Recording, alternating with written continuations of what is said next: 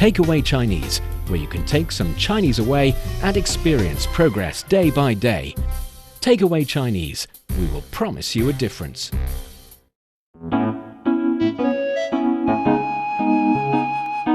你好，欢迎收听随行汉语 Welcome to Takeaway Chinese. I'm Nian Honglin with Steve in the studio. Hello, Steve. Hey, how you doing this time? Doing very well. I feel young. And maybe because it's spring, summer period of time, things are getting warmer and you see a lot of different types of flowers. It's very refreshing and bringing the brighter side of my personality out. Is that to say that your personality dies a cold death During winter, in the winter dark time, winter time. And you feel the age of a vampire?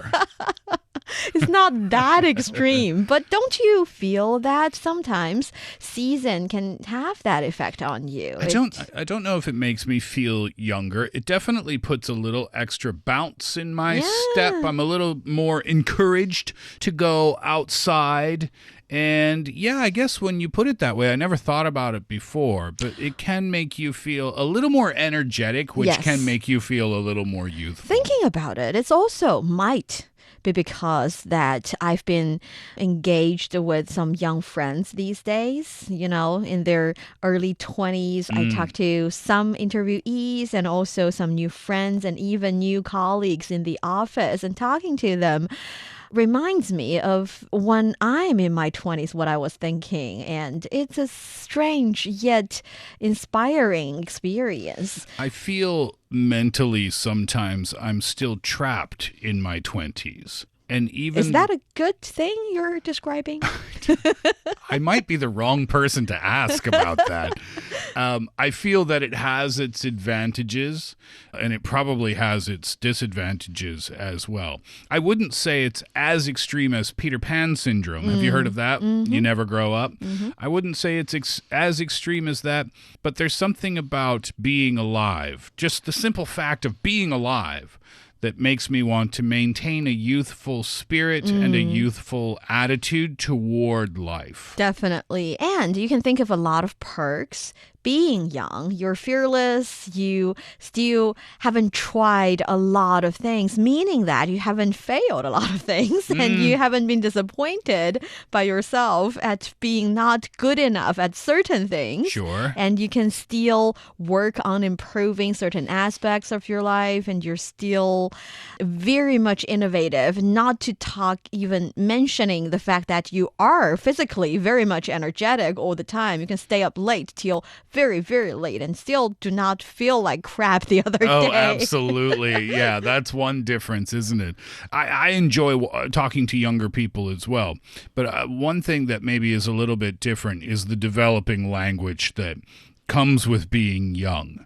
And I think maybe in your teen years or preteen years, there's an entire vocabulary that gets developed that doesn't get shared with the older generation. It exists within their own group. So one of the great things about perhaps getting older is you refine your way of speaking to become more articulate or more eloquent in your style. Not to say that young people can't be that way, but it is to say that there's a whole list of words that sometimes when I watch videos on the internet, and they're speaking English, by the way, I don't know what they're talking about. They may as well be speaking German. And it happens in different scenarios, in the sense that maybe for a certain neighborhood community, they have created a certain word that is trendy for the coming 2 weeks or 2 months. And it's their code, almost code language. And in other scenarios, what you said very spontaneously and didn't plan it out, yet it all of a sudden becomes something that is trendy on the internet, and the entire country, people in your age, is talking about it already. Oh, I mean, the easiest example that comes to mind for me as of late from the West is that 6-7 annoying phenomenon that happened. It is a little annoying. I don't understand but it's part of being young. I think that when you're young, you have a few things that are special to yourself. And the vocabulary, the expressions that come out of nowhere, out of thin air almost. That's part of it. And it makes you feel as if this is ours, right? That younger generation, this language belongs to us. And when older generations try to use that language, it's just awkward and it's sad. cringe. It's cringe. Cringe is a good word. And it was true when I was a teenager, too. I remember being in high school and we had our own little cool catchphrases or whatever. And when our teachers tried to use those catchphrases, we were just like, ew, don't do that, please. Or when your parent tries to be cool and speak your language, then you're like, gross, Dad. Don't talk like that, please. I remember, this isn't language related, but when I was in high school, you know, there was this like little trend of like wearing your hat backwards, right? And all the cool kids were doing it. So I started doing it. And my father, who I think was just a tremendous parent, my dad never told me, don't do that, don't do this, don't do anything. He never said it. What he would do is he would mimic me. So I got in the car one day, and my dad, who had picked me up from school, he was driving, and he was wearing his hat backwards. And I was like, what are you doing? He's killing it. Yeah, he's ruining it. Because he didn't want me to do it. Very smart parent. And rather than tell me, Smart. don't do that, he just started doing it himself. And I said, don't do that, please. And he was like, do what? He's like, oh, I just saw this on TV, and I thought it looked pretty cool, so I thought I'd start doing it too. So I was like, smart. Oh, I hate you That's so much. good parenting. Yeah. Good parenting. Yes. But another scenario here in China, especially I think on the internet, is that there are certain expressions and also certain concepts that are not created for the purpose of sounding cool among only my peers. That's something I feel like more often observed in reality in the classroom. What do you mean? In your friend circle, you want to talk to your friend in these kind of slang language. But on the internet, sometimes young people, they create some expressions that carry some of their spirit, their perspective, their way of looking at the world. And they do not mind other people using it because they do not really know those who are using it are young or not because you're behind the screen. Okay. Right? Okay. So it's like creating trendy expressions. And these trendy expressions are usually created by the younger generation. And they carry different types of sentiment. And sometimes, for example, I know one. This one is particularly related to a feeling that I feel like many people would have. It's called 开团秒跟. 开团 秒 meow like a cat. not like a cat, like a second. Meow. 一秒 1 second. Yep. 跟 Gun. means follow. Okay. So 开 is to start. 开团秒跟. 开团秒跟. Okay, so this is an expression, but it's also talking about, I think, a kind of situation. Let me paint the picture for you. So you and your wife, you're in a restaurant. She has been... What kind of restaurant? You just want to pick a good restaurant and take her to a good date. Hot pot. Hot pot works. You're in a hot pot restaurant and she's been complaining about the food not being fresh enough because you want fresh ingredients to taste good in the hot pot, very Yes. importantly. And she's been complaining about it. And you decided to talk to the waiter and talk about the fact that you think this is not okay. You want to return it. And because I know your wife, she's lovely. And I'm pretty sure the moment you start talking to the waiter, she will back you up. She will say things like, yeah, I think my husband is definitely right. I taste something fishy with the vegetable as well. Yeah. I think you need to return it. Now, if you're going with an annoying friend, what your friend did is that he or she, maybe he, has been continuing talking about how the food is not good enough. And you don't even care that much, but you decided to stand out for him. And you talk to the waiter. And when the waiter say, no, I think they're fine. Maybe it's you tasting things a bit, strange today. It's not the food. Maybe it's you. And your friend suddenly say, maybe. I find them fine. So your friend, instead of backing you up, decided to compromise your Even though when the waiter wasn't there, they were saying complaining as well. these vegetables are not fresh at all. So what I'm describing is a kind of situation that people on the internet really, really, really do not like. And That this is 开团秒跟. 开团秒跟 is the positive one. It's the one that That's where they back you up. When they back you up. Because 开 carries the meaning of open or start. 团 is a team. So 开团 means to initiate a team action. And now it refers to the attitude of instantly participating in an activity or conversation started by someone on social media. So because we talked about 秒 being a second, 跟 being follow. So I see you starting something and I want to join your team to back you up, to support you. Oh, so second not meaning like 1 second, 2 seconds, 3 seconds, 4 seconds, like on a clock. It does mean that. Oh. So this means like within a minute, I decide to follow you, to back you up, to give you my support because we're really good friends or because I agree with what you're saying here. In English, we have an expression. I don't know if it works here or not, but it's this. I got your back. It is like that, but we have that in Chinese as well. But this one, don't you find it really vivid? Well, yes, but how do I... So in this context of at the hot pot restaurant, then when I'm complaining to the waiter, does my wife speak these words? 开团秒跟? No, these words are used to describe the situation. So you can use it to describe a friend. For example, 他是那种开团秒跟的朋友. So basically, when you say that, 他是 he or she is 那种 the kind of 朋友 friends who 开团秒跟. Yeah, the idea is that because nowadays people talk about the fact that for some people, they can always see both sides. But when you're a friend, you should not be seeing both sides. Right, yes. You should be on your friend's side. Of course, yeah. Okay, so this is describing someone and a type of expected behavior. Yes, and it's talking about the kind of phenomenon also not only in reality, but on social media.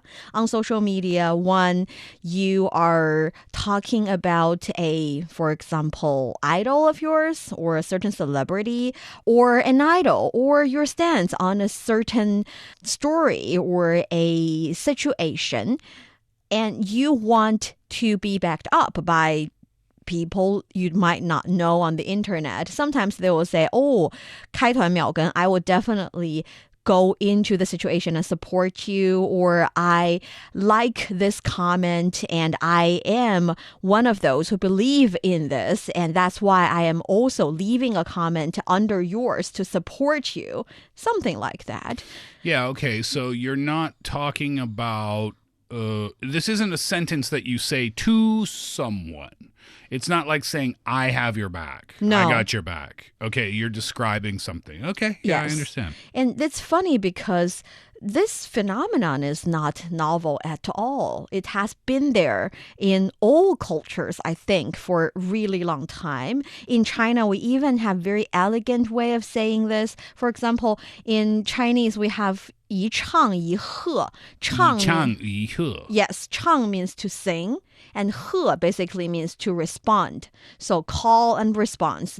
So I feel like 开团秒跟 is like the digital version of 一唱一和. Less poetic, but more fun because I think it might originated from video games, online video games. It was an expression from a character or something? No. It's because in online video games, usually Yeah. when you're trying to play a team battle or something, you have to definitely start that. I don't know. You need the support from your team. Yes. Yeah, especially with these online fighting games. Yes. Yeah, I get it.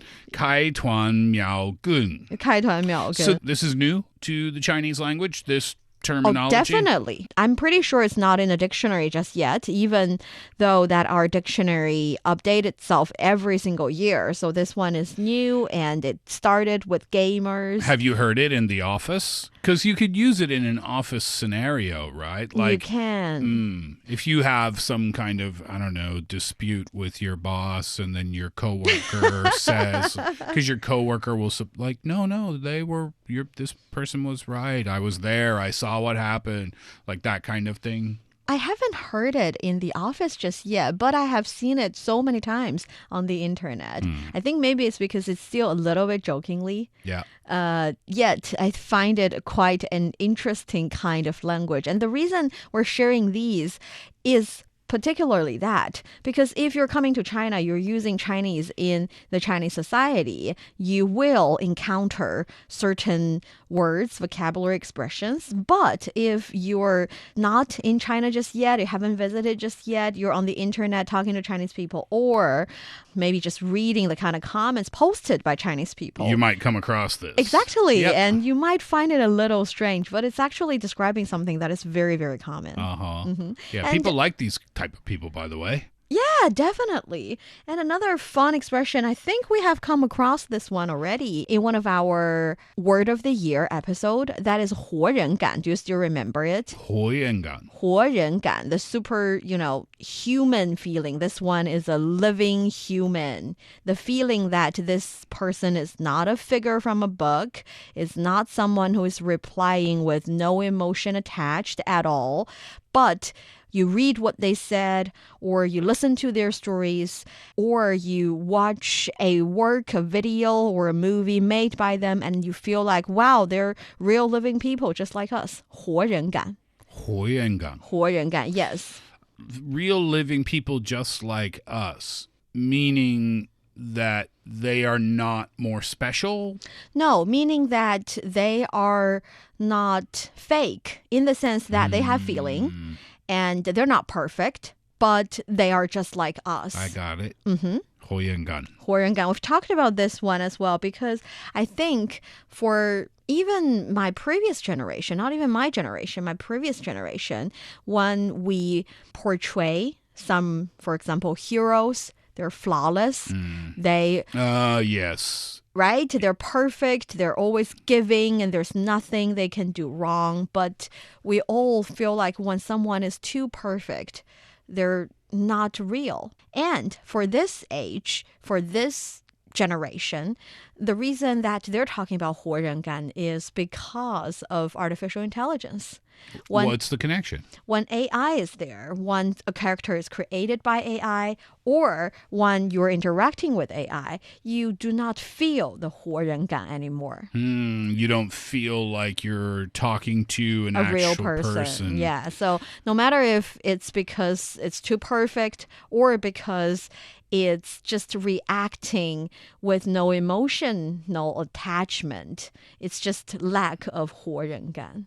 So this would be, can I say this like in a sentence where, yeah, AI is probably the perfect example, right?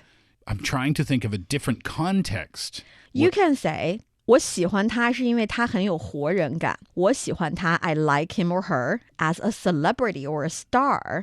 是因为 because 他很有活人感. He or she always perform like a real person in the public. They do not try to say things like, oh, I do not think about how to lose weight because I'm just this perfect. They respond in a way that is like a real person. We have an expression in English. I don't know if we only say this about girls or if it applies to boys, but we have this expression, the girl next door. And there are certain actresses or singers, and that expression will come out where people say like, oh, I just feel like they are the girl next door, meaning they could be your neighbor. That's the kind of character they have, or at least the kind of character they show in the media. I'm thinking that's kind of something it's close. similar. I think it's close, but 活人感 can also apply to the real diva, the superstars. No Why? matter because it does not matter whether their quality fits the girl next door kind of image. It's more about the fact that they're genuine. Okay, even if that genuine behavior is bad? There's a famous singer, I won't say her name, but I used to work with a flight attendant, and she told me that, and you would know who this singer is. She got on the plane one day, and her personal assistant said, do not make eye contact with her. I don't think that applies to this Is that situation. 火焰感? No. That's the genuine. opposite. It's genuine. It's the opposite of 火焰感. But it's genuine. You're right. I think what I described earlier was not perfectly fitting with 火焰感. I'll tell you off air who that is, by the way. The idea is that you show who you really are. You do not hide behind a perfect mask. But it has to be positive. 火焰感 is positive. Okay, I understand. Yes, it's definitely positive. Yep, I understand. There's a famous actor in Hollywood. He's Canadian, and he's known for, he's world famous, but he still takes the subway. Oh, that's definitely 火焰感. People see him on the subway from time to time, and that's how he travels around. He just doesn't act like a Hollywood celebrity. So that's 火焰感. That's 火焰感. And I think if we say that both 火焰感, 开团秒跟 are something that, in fact, all age groups can relate to, then this one is something that I didn't think of, at least, before knowing this word. But now I find it quite interesting. I want to ask you, do you think sometimes, well, you might think sometimes young people want to be a bit unique, a bit special, a bit different from the majority? They want to be the niche group. That's what's cool.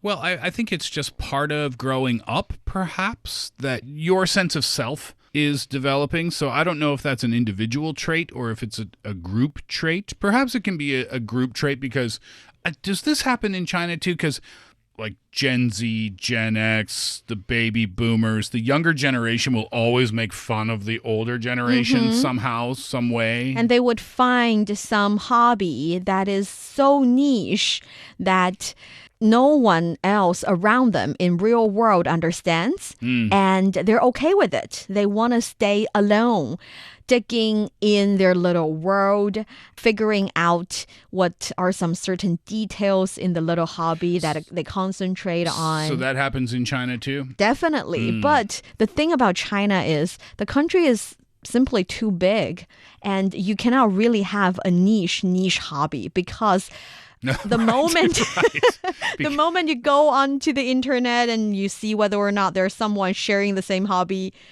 of mine, there's going to be a million other people. There's definitely going to be some people, but I think it's a good thing. Finding your peers is something important. Yeah, that can be the positive side definitely. Of that because there's guaranteed to be a group that you can be a part of. Yes, and they're fine as long as they figure that these people, as long as they really identify with these people, as long as they really find these people truly understands their hobby, not pretending to understand, they can really share insights. The reason I'm talking about this is because of a new word, expression that I have recently learned. It's called 学术底刊. 学术底刊. 底刊. 学术底刊 is a interesting concept. So 学术 means academic, and 底 is bottom, and 刊 refers to 刊物 or the kind of journal. So 学术 is academic and 刊物 journal. So together it's kind of like a academic journal, but 底 refers to the very worst, the very worst level. So it's kind of like bottom tier academic journal. How is this a trendy word then? It is very, very funny. So for researchers, we know that they wanted to publish their results, the research results, in the best out of the best journals. Okay. And because they're the best of the best, we call it 顶刊. 顶 is the top of something. So 学术顶刊 is a relatively serious expression. It's talking about the world-renowned, the premier journals like Nature, Science, Cell, these academic journals. So is this when your academic paper gets published in like Dog Weekly? No, it's not even that. It's something. No disrespect to the writers of Dog Weekly, if that's a thing. If you're talking about dogs, and it's okay to be in Dog Weekly, right? If you're writing about dogs. No, it's something funny they create by themselves in the sense that they are not really publishing certain things. They are being super creative, and it's a kind of a joke in the sense that those researchers, they've been in the researching world for too long and they're doing the serious job, the science and all the different types of experiment and try to push the limit for human perspective or human knowledge in certain area. And it's stressful. So what they do for fun is that they find a issue or a question or anything they want to study, but this thing is a non-topic, and they study the topic and they seriously discuss it or research on it using a very scientific approach, and they publish, quote unquote, publish the result in the kind of made up journal they created. They call this journal Call, mimic cell. And they call these journal, for example, instead of calling it Nature, they're naming it Nurture. Okay. So they're making fun of it. And they're also even calling it rubbish, like a journal rubbish, because it's not serious. What types of topics are we talking about? A lot of very funny topics. One very interesting one is that, well, for example, one paper asks, should Optimus Prime buy car insurance or personal accident insurance? And then they take that topic seriously. Very, very seriously, using very scientific approach to study it and to present it in these quote-unquote journals. Right. And there's another one talking about sensory simulation of durian based on gluten network remodeling of wheat matrix. I do not even understand. I don't know what that is either. Yeah. But it sounds very scientific. And someone even built a website called Web of Nothing, a spoof of the academic database Web of Science, just to, index these papers. So these papers even have index. It's done in a very serious way. Yeah. But talking about nonsense topics. It's kind of funny, though, isn't it? Because even when the academics are trying to take a break from being academic, they can't stop being academic. They just change the topic. Oh, I haven't thought of that. They just change it to something lighter or maybe not as serious. Yeah, I think it's their very own way of being humorous, being fun, being playful. Yeah. In a very, in my opinion, attractive way. I don't know if this reminds you of the Big Bang Theory, the TV show, not the theory itself. Oh, okay. Because I think starting from there, more and more people acknowledge the fact that smart is the new sexy. It is from that point, I see more and more people saying being smart is actually, being a nerd is actually attractive in its own way, because you're able to do things in a way that can, in the future, change maybe the development path of human society. And that's cool. It is cool, yeah. I don't know if it's worth the amount of time and energy that they put into the papers, but if they need to do that to kind of chill out and take the pressure off, release the pressure from their regular work, then it's absolutely worth it for them. Yes, and of course they're making jokes and having fun, and from the very beginning I thought whether or not they're mocking doing science-related work itself, but then I realized it's not about that. It's to start with about self-mocking a little bit, and on the other hand, it helps them find their peers, because I think being a scientist is really, really lonely. When you are studying a certain subject, only you yourself and the handful of people in your team might be able to talk to you. They would understand each other, and that is the price of being the top-notch scientist. I suppose if your friend group existed of people who are not in the same field of study or even researchers themselves, you might find it hard to connect. Precisely, and that is why I think this is actually a very good way to connect. They're using the language they understand to talk to each other, and not only to each other, but also to netizens online. We will definitely laugh at Transformers buying a car insurance. It's true. We understand the humor is their way of release the pressure, of having some fun, while in a very strange way, educating people about how scientific research is done. If they created a website of those types of research papers, that would be a way for them to connect with the non-science public. Yes. Who typically wouldn't be interested in or perhaps even be smart enough to understand the stuff that they typically write about. I will definitely check out these kind of Me journals, too. these kind of 学术底刊. 学术底刊. There are many expressions like this that I didn't used to understand, but now I do. It's because we're launching a new little series called the China Code.